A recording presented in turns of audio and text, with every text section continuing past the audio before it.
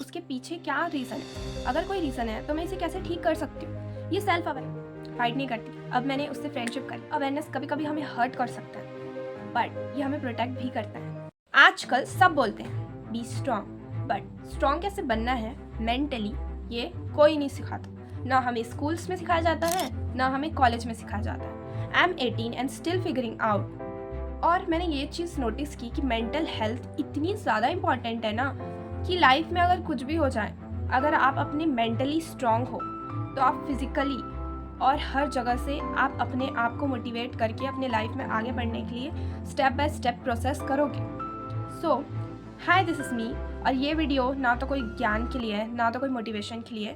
ये मेरी real journey है जो मैं आज आपको बताने वाली हूँ कि मेंटल हेल्थ इतना ज़्यादा इंपॉर्टेंट है और कैसे मैंने सीखा एट द एज ऑफ 18 कि अपने मेंटल हेल्थ और इसका टेक केयर कर सकते हैं। तो वीडियो को स्टार्ट करते हैं। इस वीडियो में मैं 5 पॉइंट्स बताऊँगी। Point number 1, self awareness.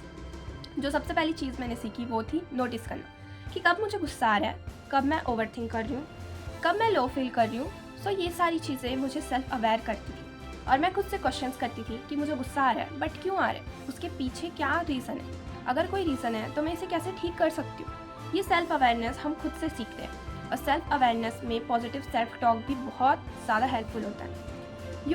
Self awareness कभी कभी हमें हर्ट कर सकता है बट ये हमें प्रोटेक्ट भी करता है। पॉइंट नंबर 2 जो मैंने सीखा, alone is not equal to lonely. Because 18 पे हमें लगता है कि फ्रेंडशिप, रिलेशनशिप और अटेंशन यही सब हमारे लिए बने, बट ऐसा नहीं है। कभी कभी अपने साथ टाइम स्पेंड करना, अपनी ज़रूरतों को समझना, अपने आप को देखना, अपने अचीवमेंट्स को सेलिब्रेट करना, कभी कभी ये भी हमें बहुत ज़्यादा हैप्पीनेस और हमारे मूड को अच्छा करता है। सो यस, आप बाहर जाओ, घूमो, अपने फ्रेंड्स के साथ रहो, बट अपने आप को भी समझो कि आप कैसे फ्रेंडशिप सर्कल में हो, आपको उनके साथ कैसा फील हो रहा है, आप ड्रेन फील हो रहे हो कि नहीं। कभी कभी खुद का साथ देना भी सेल्फिशनेस नहीं होती है, बट बिना दूसरों को हर्ट किया। सो पॉइंट नंबर 3 जो मैंने सीखा, इमोशंस को सप्रेस नहीं करना, उसे डायरेक्शन देना है। जैसे कि अगर मुझे रोना आता है तो मैं रो लेती हूँ, अगर मुझे गुस्सा आता है तो मैं लिख लेती हूँ, अगर मुझे सैड फील होता है तो मैं कभी कभी कुछ ऐसी अपनी फेवरेट्स चीज़ करती हूँ जिससे कि मुझे थोड़ा अच्छा मेरा मूड हो। तो ऐसी बहुत सारी चीज़ें होती है जिसके बारे में हम स्ट्रेस ले रहे होते हैं। आई नो दैट लाइफ है, लाइफ में इमोशंस भी है, स्ट्रेस भी है और बहुत सारी चीज़ें होती हैं जो हम हैंडल कर रहे होते हैं। बट जो चीज़ें हैं, ये इमोशंस हैं, इनको बेटर तरीके से डायरेक्शन देना ही सही चीज़ होती है।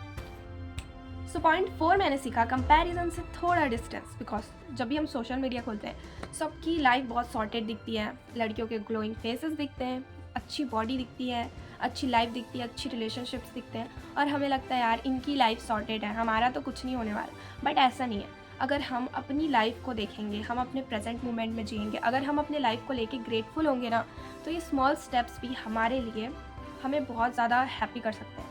सो मेंटल हेल्थ एक ऐसी चीज़ होती है जिसमें तो सब सफ़र कर रहे हैं, मगर छोटी छोटी ग्रेटफुल थिंग्स के, जैसे कि आज मेरे पास घर है, किसी और के पास नहीं है, ये चीज़ सोच के मैं ग्रेटफुल होती हूँ। आज मेरे पास जो चीज़ है, जो मैंने पढ़ाई की है, जो मेरी लाइफ में जितनी चीज़ें मुझे मिल रही हैं, मैं उनके लिए ग्रेटफुल होती हूँ।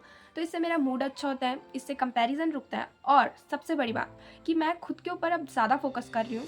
मैं कंपेयर करती हूँ खुद से कि मैं पहले कैसी थी बट अभी कैसी हूँ। मैं धीरे धीरे अपनी ग्रोथ कर रही हूँ। कंपैरिजन सिर्फ नेगेटिव तब होता है जब आप दूसरों से कर रहे हो, पॉजिटिव तब होता है जब आप खुद से कर रहे हो। पॉजिटिविटी खुद को तूने कर दिखाया, पहले तू ये थी बट आज तू यहाँ तक पहुँची है, and that's your real journey. So point 5 जो मैंने सीखा, स्मॉल हैबिट्स।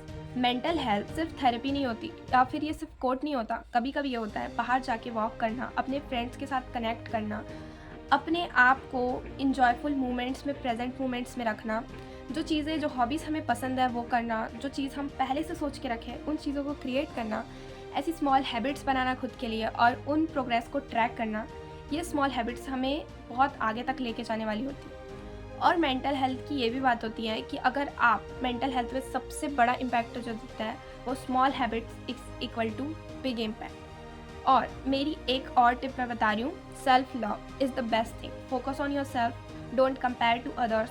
किसी और को नीचे झुकाने की कोशिश मत करो, बल्कि खुद को मोटिवेट करो, लोगों को मोटिवेट करो और हम सब मिलकर आगे बढ़ सकते हैं। मैं फुल्ली हील्ड नहीं हूँ, मेरी लाइफ फुली सॉर्टेड भी नहीं है, बट मैं जो भी हूँ अवेयर हूँ। मैं अपनी लाइफ में धीरे धीरे चीज़ें सीख रही हूँ, मैं सेल्फ लव करना सीख रही हूँ।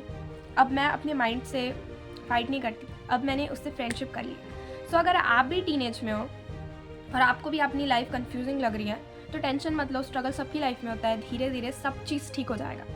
सो अगर आपको भी ये वीडियो हेल्पफुल लगी होगी तो कमेंट कर देना कि yes I am learning to take care of my mental health, या फिर मेंटल हेल्थ भी आप लिख सकते हो। इससे मुझे लगेगा कि मेरी वीडियो सच में आपको हेल्पफुल लगी। बाय।